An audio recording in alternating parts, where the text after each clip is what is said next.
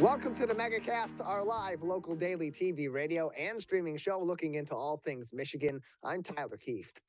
Today we'll be talking to a number of people about topics of interest and importance to Michiganders just like you. And let's begin with what's making headlines today across the Great Lakes State on CivicCenterTV.com's local news page. Our top story comes from Charles E. Ramirez at the Detroit News as Novi High School students were forced to shelter in place and were dismissed early from classes on Wednesday following threats found written in a school bathroom.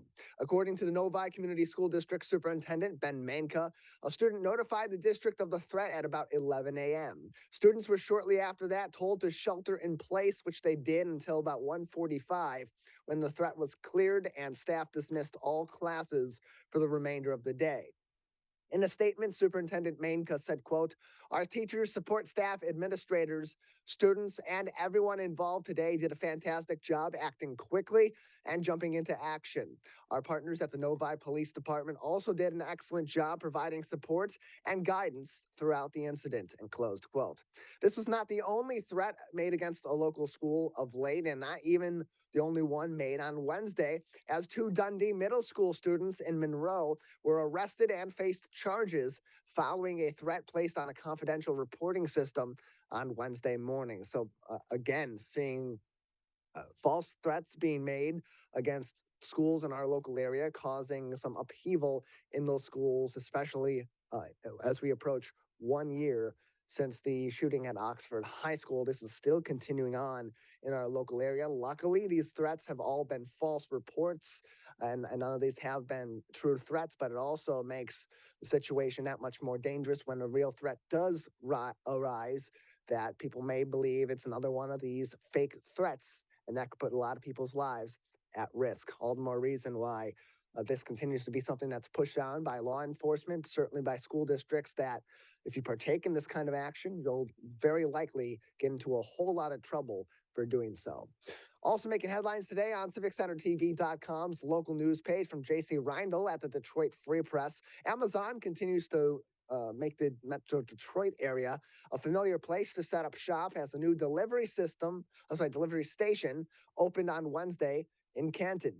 The 180,000 square foot facility will now be the final stop for packages before their delivery in Western Wayne and Eastern Washtenaw counties, said Amazon Senior Regional Manager James Kingsley, quote, "We call this the last mile," and closed quote.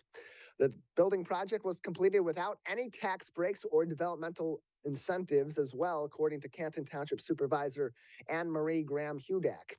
Amazon says the facility employs hundreds of workers, although they did not give a specific number of those that are employed at this particular facility to the Detroit Free Press when asked about it. Finally, making headlines today on CivicCenterTV.com's local news page from Mark Hicks at the Detroit News.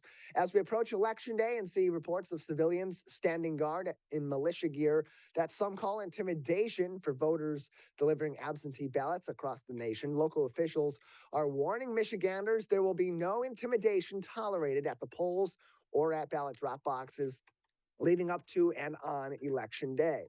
Macomb County Prosecutor Peter Lucido made it known yesterday that his office intends to charge anyone who threatens or intimidates voters, election workers, or others at ballot drop boxes and the polls, and will refer all of these cases, as is normal, to the Attorney General's office. In a statement, Lucido said, quote, "Everyone should feel safe exercising their voting rights. President Theodore Roosevelt was right when he said a vote is like a rifle. Its usefulness depends upon the character of the user. Let's show Macomb County's character by not menacing election workers or voters at ballot boxes. Election workers should be treated as heroes," and closed quote. For reference, it is a felony in Michigan to attempt to, quote, "menace or other corrupt means or device, either directly or indirectly, to influence an elector in giving his or her vote, or to deter the election from or interrupt the elector in giving his or her vote at any election held in this state," and closed quote, said Lucido's office. In Arizona, a sheriff in the Phoenix area upped security at ballot boxes recently following multiple incidents of unauthorized individuals standing watch at ballot drop-off boxes, likely fueled by rhetoric from former President Donald J. Trump and his faithful inner circle following the 2020 election. and their claims of fraud found to be patently false, including the fiction film often referred to as a documentary that's known as 2000 Mules. For transparency on this story, as I discussed the details of it, it should be noted that my father went to college with Prosecutor Lucido, and they were members of the same fraternity during their time at Oakland University.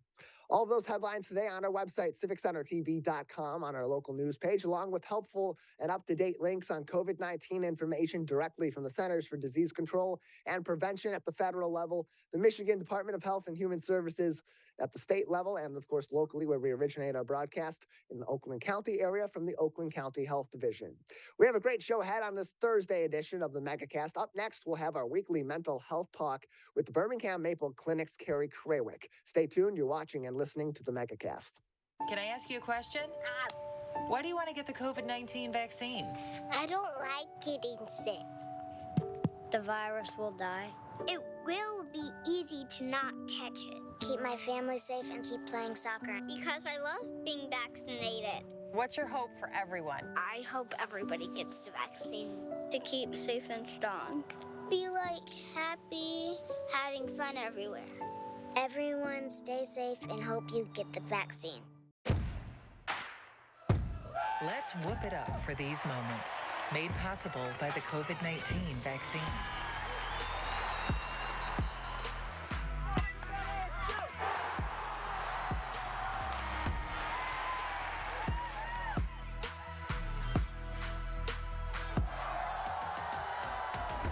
Keep the cheering going by keeping yourself protected and your COVID-19 vaccines up to date. This November, honor the many people who offer their lives for our freedom at the 2022 Heroes Appreciation Breakfast. Organizations, charities, and local residents are invited to celebrate the men and women that ensure our safety and security. Hear from guest speakers, live performances, and presentations from veterans, officers, and more. Save the date, November 8th, 9 to 10:30 a.m. at the new West Bloomfield Middle School. Call 248-451-1900 to register.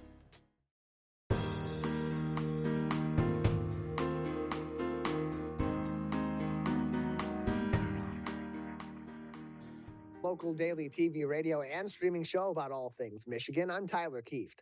Learn more about our program on our website, civiccentertv.com/megacast, where you'll find more information on all of our partnering stations across the Great Lakes State, including My Michigan TV. Well, as we are still very well into the school year, and as we approach the holidays, it's a tough time for parents who, in addition to all of their work obligations and their own lives outside of being a parent, being a parent can be very stressful for them and is causing parental burnout among 66% of parents with kids under 18 years old. Here to talk about that and what parents can do to relieve some of that stress and give themselves a little bit more of that independence that they may seek is Carrie Krawiec from the Birmingham Maple Clinic with us for our weekly mental health discussion. Carrie, thanks for being with us again. Absolutely. Thank you for having me. Appreciate having you on. So as I mentioned, parental burnout is a very real issue. 66% of parents with children under 18 meeting the criteria for burnout based on a recent study. And this is not something that's necessarily new, but something that has been maybe a little bit more inflated over recent years, given the proximity that parents have had to be to their kids, and certainly the increased involvement that's been necessary for parents outside of what's really been the norm in terms of schooling and supervision because of the pandemic. So, is this a particular issue being so prevalent among parents a new issue, or is this something that's really been sort of exacerbated in the past couple of years due to the pandemic? I think it's absolutely been exacerbated the last couple of years due to the pandemic, but it's something that we've been seeing probably for an entire generation, especially in a situation where most families rely on two-income households, where the expectations, where there's a lot more fear about, supervision and what your kids might be seeing or doing or what might be happening to them in your absence. There's also a generation of people who probably had parents who were a little more laissez-faire, who actually feel like as parents, they want to be very present with their child. But the consequence of that presentness is that one, the children don't get used to their own autonomy and time alone and creativity, problem solving, boredom, but also the parents are just completely tapped out with very high expectations of what they should be doing. And so, what do you really believe, or what seems to be the consensus in the mental health community about some of the root issues behind parental burnout? Because on the one hand, parents, when they're weighing whether or not to become parents, whether or not to have children or have additional children, that independence is something that they are taking and making their own mental agreement or agreement between themselves and their partner to relinquish a little bit of that independence. But at the level we're seeing today, with the involvement of so many other things in kids' lives that maybe weren't there a generation ago, and certainly not a couple of generations ago, that can be a little bit different. So, what do you believe, or what is the consensus to be really what some of those root causes for parental burnout, when parents can recognize that they're getting really tired and maybe aren't giving enough time for themselves on top of raising their kids? Sure. I mean, I think like every topic you and I have covered recently, I think one of the highest things is completely unreasonable expectations and comparing yourself to others. And we have this constant supply of data to compare ourselves to how we think other parents are doing. And there's this like sense of competition that because everyone else seems to be doing all of this, we must be doing all of this too. Where people, and say, for example, our parents' generations did not have the method nor perhaps care to compare themselves to what was going on next door or 10 doors down or whatever. So I think that's probably one of the biggest contributors, as with many of the mental health issues we discuss, is that sense of competing with somebody else in perception is going to be playing a role. I think perhaps some of the remedies are really easy. You know, it's kids do need our attention, and kids should be getting our attention, and our attention helps reinforce positive behaviors. When we set limits to negative behaviors, we reduce those. So parental intention is a really important thing, but I think intentional attention is better than just constant attention, you know. So if you can set them up for some times where they can be quiet, safe, appropriate, even bored. There's some real research on boredom and that kids could handle being a little more bored nowadays, even in the own waiting room in the office. Even myself, you know, if I'm bored, I can pull out a screen and evaporate my boredom. But boredom is good for children as it is for adults to be creative, problem solve, to help learn to calm and soothe and cope with your body. So giving your children some setup time where you can be present in the household or present at the park or whatever, but you don't necessarily have to be involved and you can know that they're safe, is good for you and for them. And as you mentioned, this is something that's not necessarily a new issue, but it's becoming more prevalent through the generations, especially in more recent generations. I think about when I was a kid, and I think about the stories my dad had told of when he was a kid, and he would always, and my mom would always say, when we were kids, our parents would say, yeah, we have some things to take care of. Go outside and play, and be back here by sundown. And when Yeah. I was a kid, my parents would say, go outside and play. Feel free to go, around the friends' houses around the community. Just let us know Yeah. where you're going and where you intend on going. And nowadays, it seems like we do have so much of that helicopter parenting being the norm. And part of that is because, like you discussed, there are so many more threats out there that parents aren't necessarily as apt to shelter their kids from as was the case a couple generations ago, mostly because of technology that is out there and the access to a wide variety of information. So when you're talking to parents about these sorts of issues, there needs to be a balance between protecting your kids from things that they probably shouldn't be exposed to, and certainly making sure that their safety is paramount, but also not being too involved. So, as parents are trying to work through that balance, what suggestions do you give for them, particularly to, in their own heads, be able to justify certain behaviors versus others that may be burning them out in this way? Absolutely. So I think one thing to keep in mind is both your kids' age, their actual age, and their developmental age, meaning the age that they act. So if they're acting a little more or a little less mature than their peers, you might make adjustments on what kind of supervision is required of them. I also think that when trust is high, supervision can be low. When trust is low, supervision must be high. So, based on how your kid has handled other behaviors, if you've given a little leeway, if you say, hey, play in your room quietly while I'm downstairs, and you go up to the room and there's crayon on the wall, that's an indicator that perhaps that was either too much time or too much absence than that particular child could handle. So, then you're going to adjust the time and adjust your level of supervision accordingly. And then, right, with a series of trust and sort of similar behaviors and kind of gradually increasing the privilege, you're, like I said, as trust gets higher, supervision can naturally get lower. I think also problem solving with your child. Think of what your child's asking for, maybe what they're asking to do, maybe what's slightly out of your limit. At a client recently, the kids wanted to ride their bikes to school. Mom wasn't ready for it. So we kind of problem solved together. what is a good what is a good These were middle school age kids. It seemed like the right age, but maybe not the right block because of the safety of their street. So how did we problem solve that so that mom could get a little extra time in her morning and the kids could get what they really wanted, which was their own freedom to ride to school? So it took some practice. It took some dress rehearsals on the weekend to see if we could handle it and know what to do. And it ended up working out. But it's like, really listen to your kids, because they'll tell you what they want, and the free time might be there and they might be ready to work for it.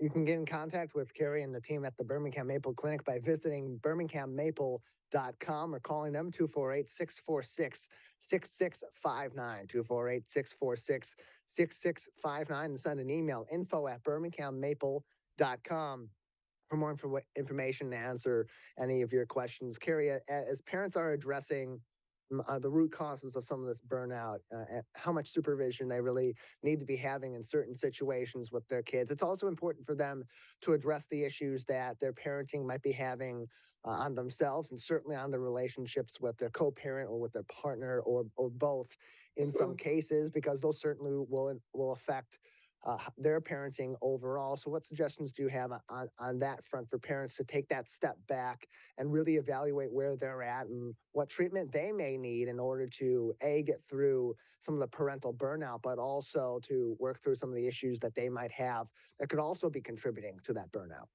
Sure. Like you said, one of the things we think about with anxiety and stress and some of the preceding causes to burnout is because burnout's really the after effect of just extreme amount of stress, right? So it's just when you've gone through so much prolonged stress that you really have nothing left to give.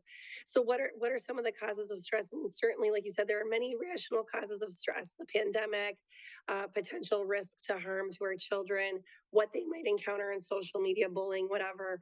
So which fears are reasonable, but then when do they become unreasonable? And if they're interfering with your life, with your ability to work, with your ability to take care of yourself, with your ability to have healthy relationships, then they've really exceeded what's rational and become irrational. So I have a colleague that says preparedness is good and panic is bad. So also think, if you have some sense of risk, but you've taken some action to prepare for it, then you're in good shape. But if you're constantly panicking and feeling sort of in a sense of crisis, then you're really not in a good place. And that's a sense that you need to maybe speak with a therapist and make sure that you have the skills and the tools to problem solve things as they came up, but not stay in a constant state of stress. We're joined by Carrie Krawiec from the Birmingham Maple Clinic, a therapist, on today's edition of the Megacast, as we do each and every Thursday here on the program. And Carrie, in terms of different methods that parents can use to sort of relieve some of that burnout, one that's being suggested of late is what's called supervising. Can you explain what supervising is and how that might relieve some of that burnout of constantly being looking over your kids? So yeah, like we said, this is maybe a new name for a throwback method, which is to just get a little more comfortable for yourself and your kids. I mean, I know my kids, they love an audience, they want attention, they want us to play with them and show them, but they do have each other. In a generation before, it would have been completely acceptable to use your sibling as your playmate and not necessarily your parents. So supervising is saying, hey, like, I am here in the house. You are safe. I'm available when you need me, but I'm not the person that's going to be necessarily engaging with you right now. So I thought this was great advice. It does free up parents to feel like they can be doing other things. I think moms especially feel like there's so many things across the day that take their attention. They have work emails, they have food preparation, they have this and that they feel like they must be spending the time at home engaging, which is true in part, but those same moms also need time to relax, to unwind, to read a book, to take a walk, to elevate their own mood and stress levels and model that for their kids. So I think the best thing, to add to this kind of supervising trend is to dedicate a certain amount of time to be intentional with your kid. No screens, just attention, just on what they want. And then a certain amount of time to do the same for yourself. And to know that in that time, your kids are safe, they're fine, and they've gotten your supervision already. And so that you're a key member of the family that deserves attention just as much as everybody else. And to give yourself that intentional time is important. Carrie, another minute or so with you before we'll have to say goodbye today. Any other lasting advice for parents that may be experiencing burnout or any other mental health issues that are popping up more frequently in your practice and in the mental health community that we should be discussing today? Sure, the human body is made to handle stress, and we've handled a lot of it. What's the most toxic is that prolonged stress, the uninterrupted stress. So we can do hard things, but we can do them in bursts, and we need periods of rest between those bursts of stress. And we've gotten probably a little too used to like sort of this like prolonged stress without relief, and then this fear of high stress. And it's like, no, we can handle high stress, but we also need intermittent periods of rest. And I think that's really what this supervising idea aims to try to allow parents to feel comfortable getting the rest that they need. More information and get in contact with Carrie and the team at the Birmingham Maple Clinic can be found at birminghammaple.com. Carrie, thank you so much for joining us. Thank you as always for having me. Appreciate it. Carrie Krawiec from the Birmingham Maple Clinic with us on the Megacast today. Again, birminghammaple.com or call 248-646-6659. We'll take a break on the Megacast. On the other side, well, it may be a little bit too cold to head to the pool or go swim in any of our local lakes or certainly our Great Lakes, but pretty soon you'll be able to go swimming at the mall. We'll tell you about that coming up next on the Megacast. Let's relish these moments, made possible by the COVID-19 vaccine.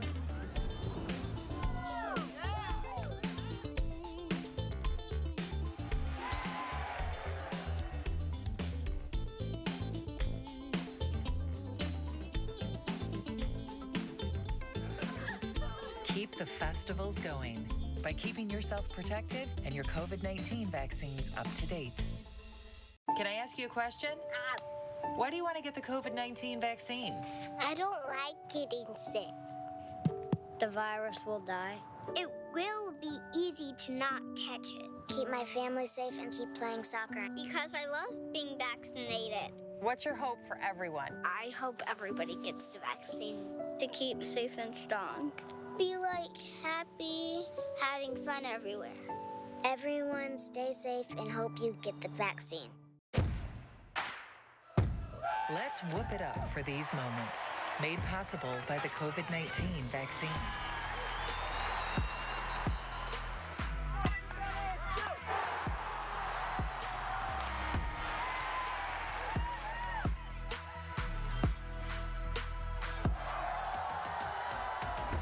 Keep the cheering going by keeping yourself protected and your COVID-19 vaccines up to date.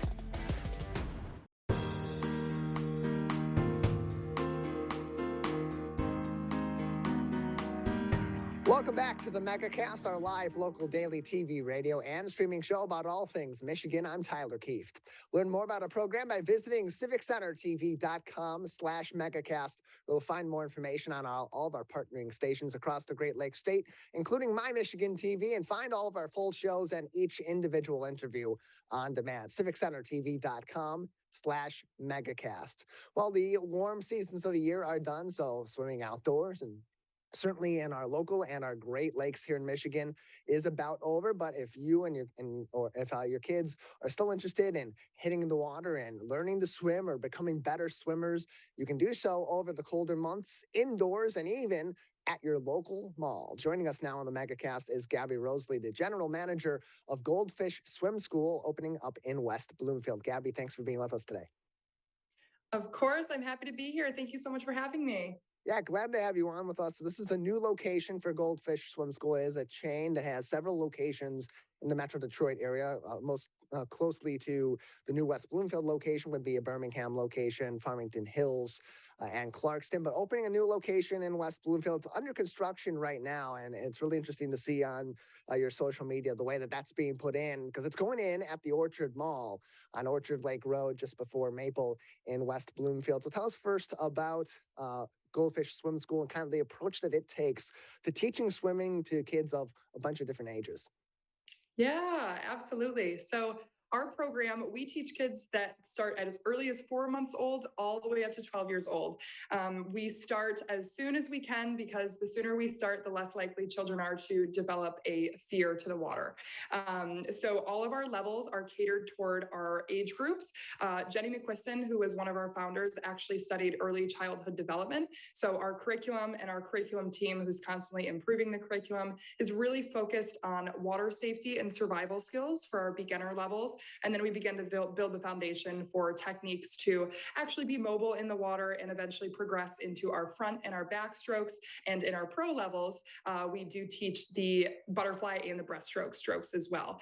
So we use group lessons here at Goldfish that are about 30 minutes long, which is a perfect period of time for kids to be able to get some social interaction with their peers, learn from each other, and build their individualization as well as their swimming skills as well at our location.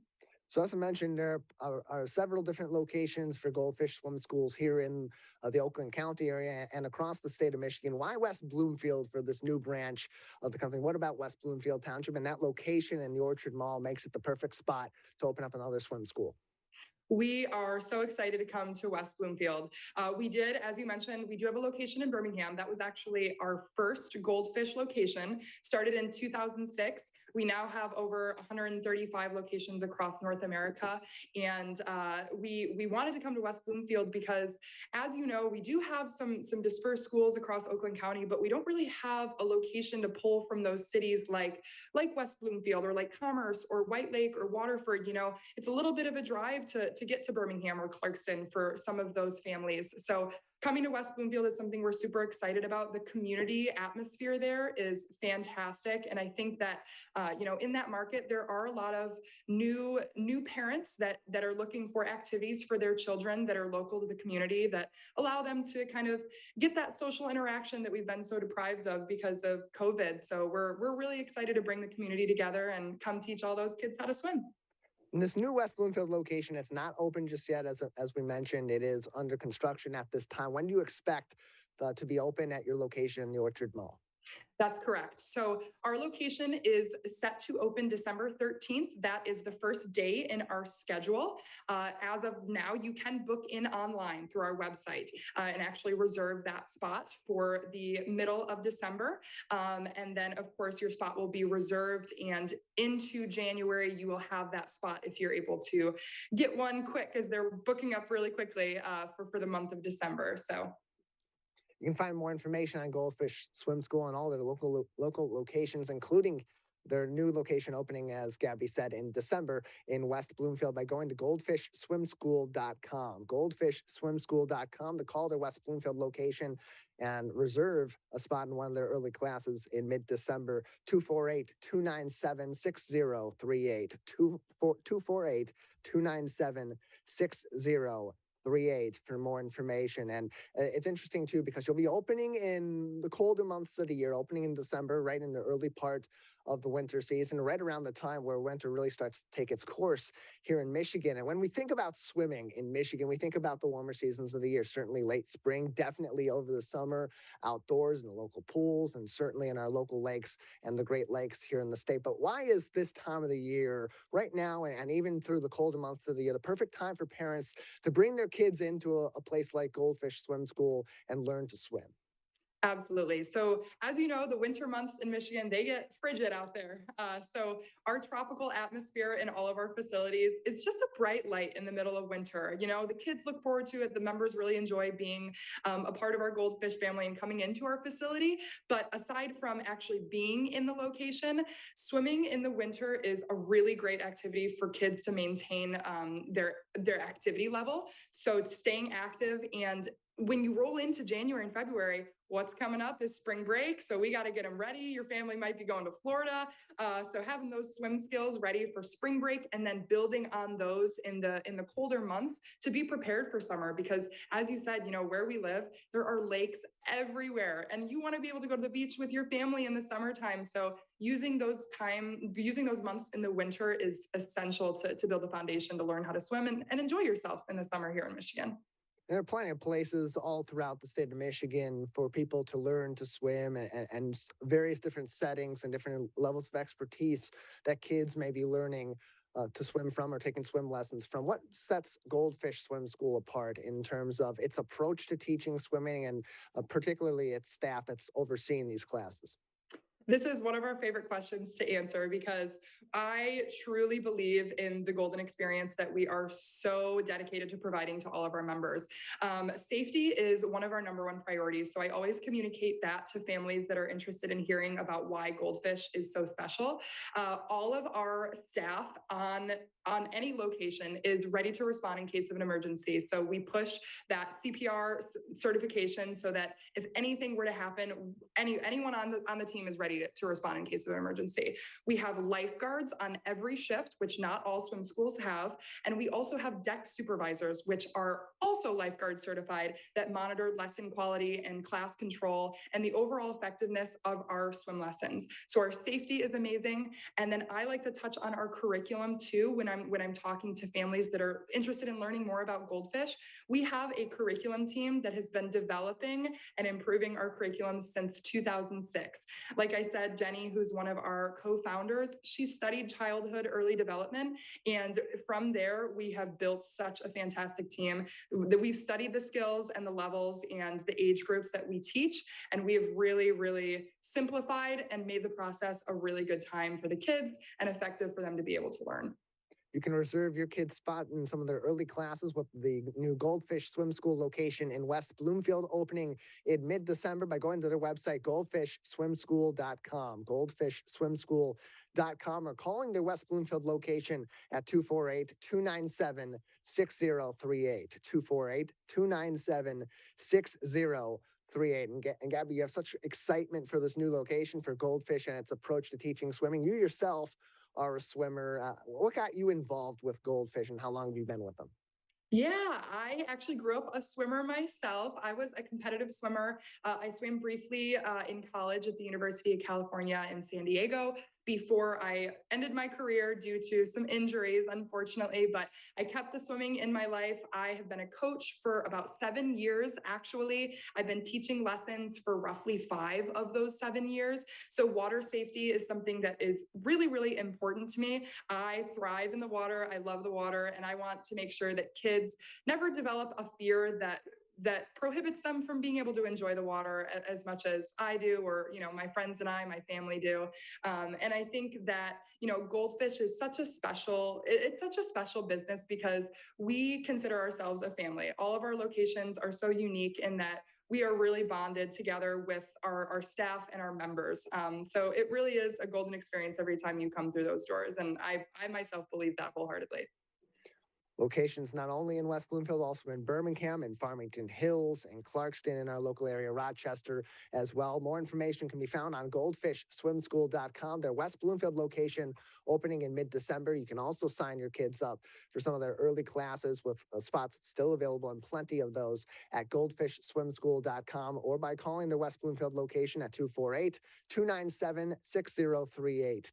248-297-6038. This location will be opening at the Orchard Mall in December. The Orchard Mall located in West Bloomfield Township on Orchard Lake Road, just before Maple, just north of Maple Road in West Bloomfield Township. We're joined by Gabby Rosely, the general manager at Goldfish Swim School in West Bloomfield. Another couple minutes with you, Gabby, before we'll need to say goodbye, move on for today. Anything else that we haven't discussed yet that people should know about Goldfish Swim School, or other things you'd like to say about this new location opening up in December in West Bloomfield? Yeah, absolutely. So one of my favorite core values that I love to touch on if I get the chance to is that we love to celebrate. We celebrate our kids constantly. And it's so important for kids that are, in our age range that we teach, 4 months to 12 years, to enjoy the teaching that they're getting, whether that's educational or physical, anything that our kids do. It might be nerve-wracking for them because it could be their first introduction to water or swim lessons. So anytime that we get a chance to celebrate our kiddos, we do that. We have ribbons that we give out at the end of classes. We have a little bell that our kids get to ring if they move up a level. We've got our monthly celebration prizes that we give out, different ones each week. So it truly is a full experience. And not only do we celebrate our kids, but we celebrate our staff members as well. We've got a lot of really cool things that we have going on in our Goldfish family. So even if you're not a member looking to come in and swim with us, we're hiring as well. So if you're looking to be a part of an awesome team, Goldfish West Bloomfield would love to have you as well. Goldfishswimschool.com is their website for more information. You can go to goldfishswimschool.com/West-Bloomfield for the West Bloomfield location. Call 248-297-6038 and follow their West Bloomfield location on various social media, Instagram at Goldfish_West Bloomfield, Twitter at Goldfish Swim for their general business social media on Twitter, and then of course on Facebook, facebook.com/Goldfish West Bloomfield. You can even see some of their progress that they've been making on installing their pool as they poured cement in there just a couple of days ago. See how it's coming along at the Orchard Mall. Gabby, thank you so much for joining us. Appreciate your time and telling us about this exciting new location coming up in West Bloomfield. Yeah, thank you so much. And it was such a joy to be able to talk about Goldfish.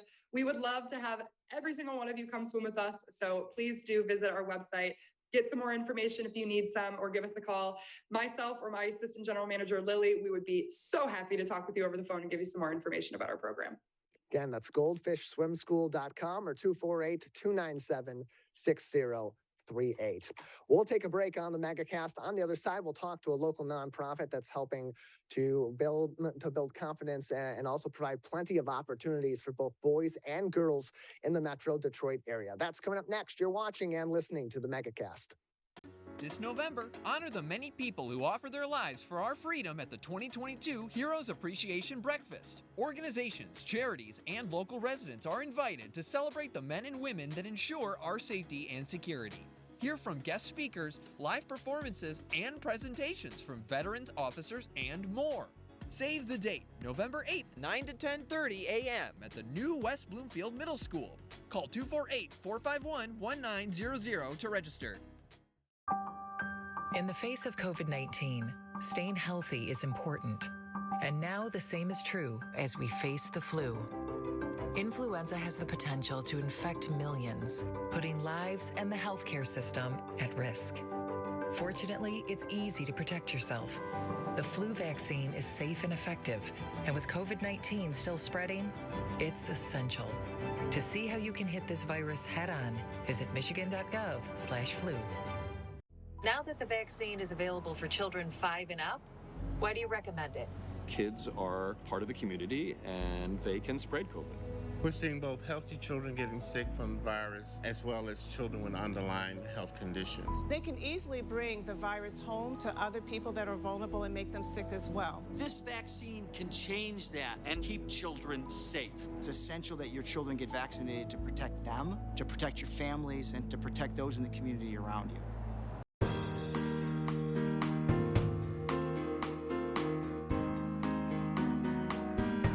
Welcome back to the Megacast, our live local daily TV, radio, and streaming show looking into all things Michigan. I'm Tyler Kieft. Learn more about our program by visiting our website, civiccentertv.com/Megacast, where you'll find more information on all of our partnering stations across the Great Lakes State, including My Michigan TV, and find all of our full shows and each individual interview on demand. So if you're just tuning in or you've missed part of our show, or you want to watch back any of our recent interviews from today and other programs, you can visit us anytime, civiccentertv.com/Megacast. Joining us now on the program is Rebecca Limbaugh, the Executive Director of Boys Hope, Girls Hope of Detroit, inspiring students and bolstering their education and their career opportunities right here in our local area. Rebecca, thank you so much for joining us today. Hi, thank you. I'm happy to be here. Thank you for having me. Yeah, glad to have you on to tell us about your organization. First off, can you just give us an overview of what Boys Hope, Girls Hope of Detroit is and what you do to help people right here in our local area? Well, Boys Hope, Girls Hope's mission is to nurture and guide motivated young people in need to become well-educated career men and women for others.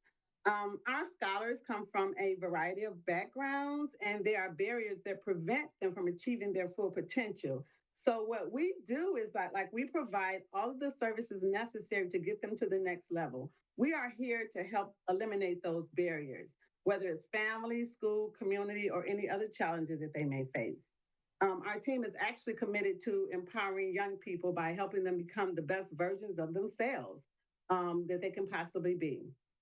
And so this is an organization that is not necessarily local. It is, of course, it has this local chapter, but it's connected to a national organization of Boys Hope, Girls Hope. So how does that connection help you fulfill your mission and have the resources needed to contribute to the problems that are individual to people in the Detroit area? Well, just to give you a little bit of history, Boys Hope, Girls Hope was founded in 1974 in St. Louis by Father Paul Sheridan, who believed that all children have potential, but there are barriers that prevent young people from, reaching their full potential. So he opened his first residential home in St. Louis in 1974. So since then, it has expanded, and we are now in 15 cities and states, including Guatemala and Mexico. So we're international now.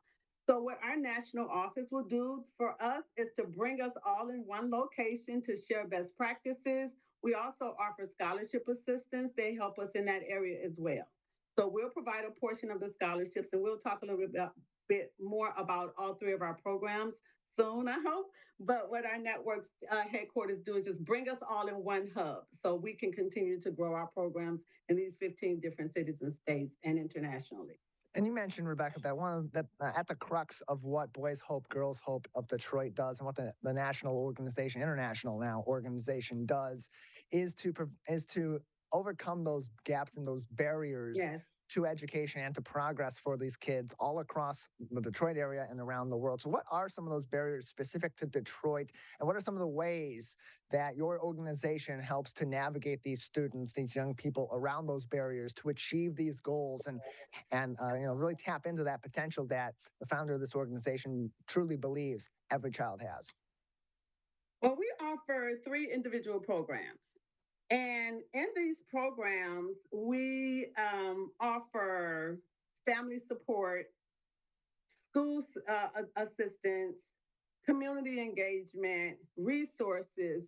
There's a lot of challenges that young people face in the community, especially with family. Sometimes you have young people in the city of Detroit who really want to be successful, but they just don't know how to get there. I was one of those students, actually. I was born and raised in Detroit with the similar barriers that our young people face.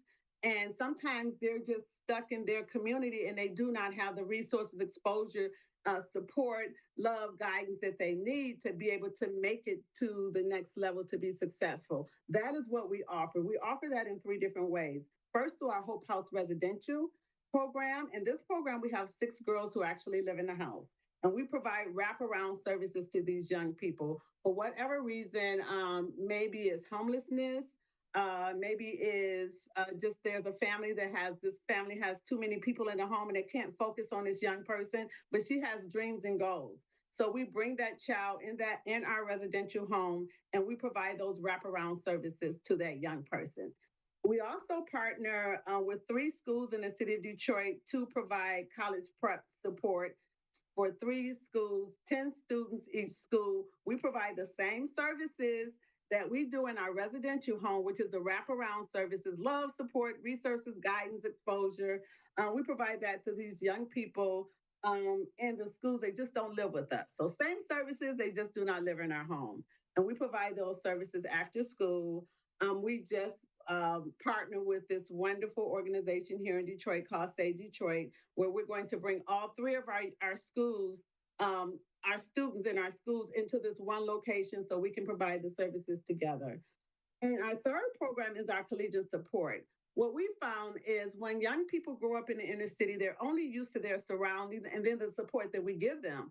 So we want them to go to college. We want them to be successful. So we follow them to and through college for the next 4 years, offering scholarships, the same love, support, connections, resources that we provide to our Hope House and our Hope Academy. We also provide to our collegians until they graduate with their bachelor's degree. And then we just ask them to come back and give to their community. All of our services are free of charge. And you mentioned that you have a partnership in the college prep area and with those 3 schools in Detroit, and of course, Yes. Say Detroit also, which is a nonprofit in Yes. Detroit that's run by, of course, Mitch Albom. And it's been interesting over the last several years, especially during the pandemic, to see the ways that nonprofits and charities began to partner together even more than before to provide the services that they provide, but also to bridge some of those gaps in our society that really became that much more inflated and that much more visible to people that maybe weren't paying as much attention, or maybe it was just slipping by them in the past. Speak to that and how much partnership and community partnership really means to Boys Hope, Girls Hope of Detroit and its ability to fulfill its mission and provide these resources to kids that really need it. And then when they do receive it, are able to have such amazing outcomes as a result. I'm going to tell you, I love the whole old African, statement that says that it takes a village. It truly does.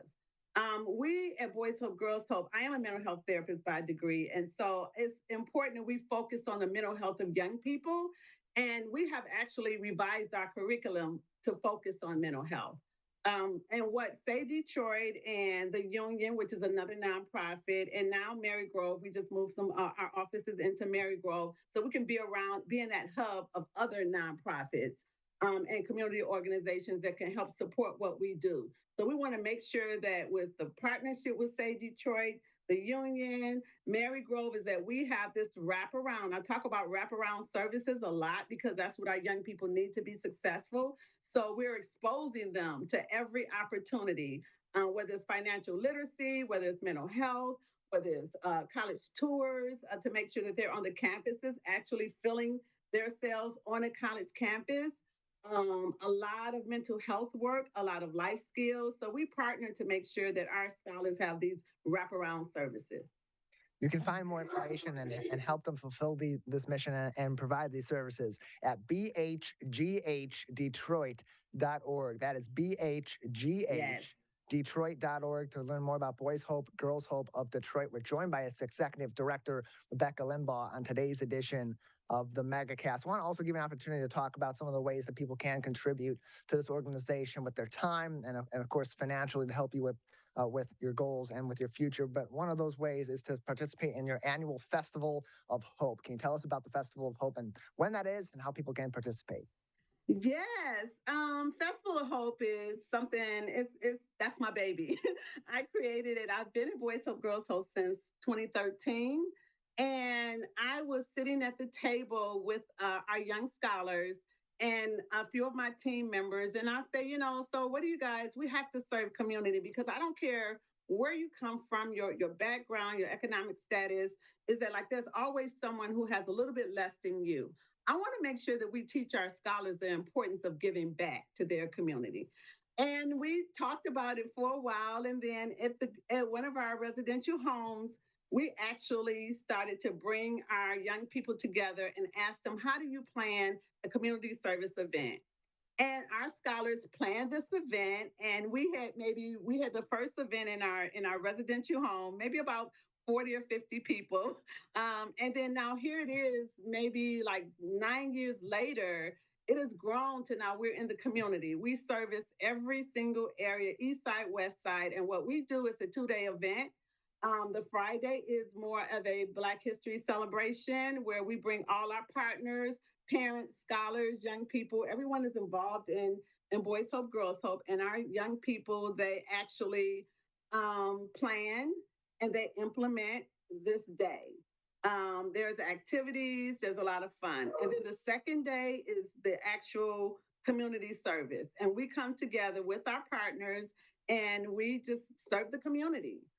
Care packages, we feed them, there's activities, they're just a fun day, specifically for the community. And what I found in our young people is like they truly love to give back to their community. So it's been big for us for the past 9 years, actually.